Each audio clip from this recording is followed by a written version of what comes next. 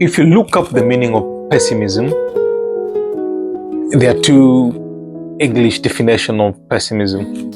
One, from a philosophical point of view, pessimism is the belief that the world is inherently a bad place and that evil will always prevail over good.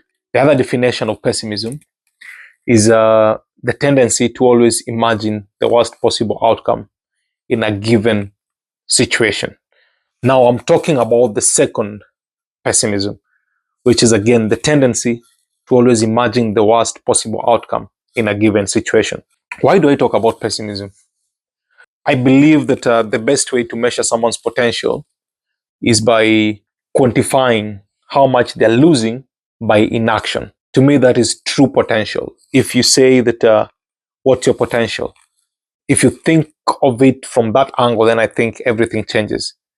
How much can you truly achieve if you took action every moment that you're supposed to take action?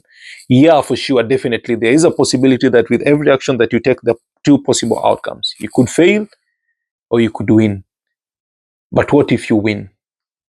So inaction, quantifying inaction to me really depicts a person's true potential.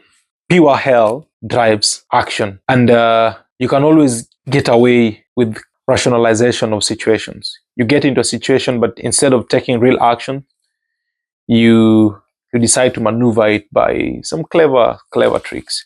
Why do I embrace pessimism to tackle inaction? I look at it from 7 perspectives.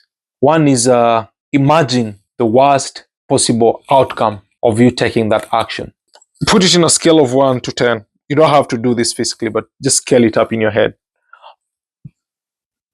Often what you think is the worst possible situation rarely happens. Like you won't fail fatally to a point whereby you're not able to recuperate if, say, you start a business and it doesn't work out. So imagine the worst possible outcome in every action that you want to take. After picturing that, then look at the opposite.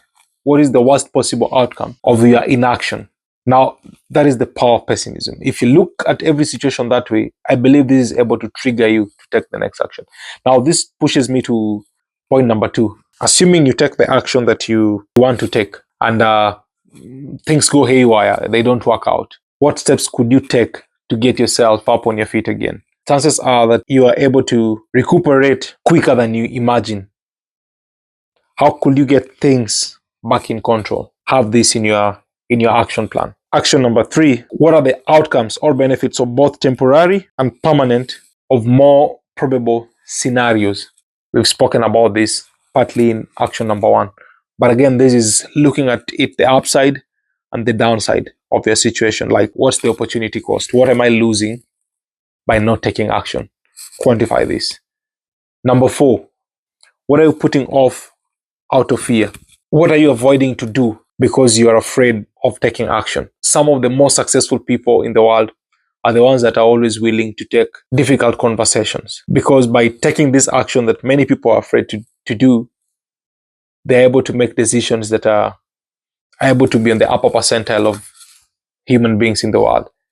Many people don't want to disappoint others. Many people don't want to be bad. Everyone wants to be nice. But then when everyone wants to be nice, the blue ocean strategy, that moving from the crowded red ocean into the blue ocean and forming your new ideas and everything. So what are you missing out of fear? What is it costing you financially, emotionally, and physically to postpone action? Again, to my point, as I said initially, if we define risk as the likelihood of an irreversible negative outcome, inaction is the greatest risk of all. So now the question is, what are you waiting for?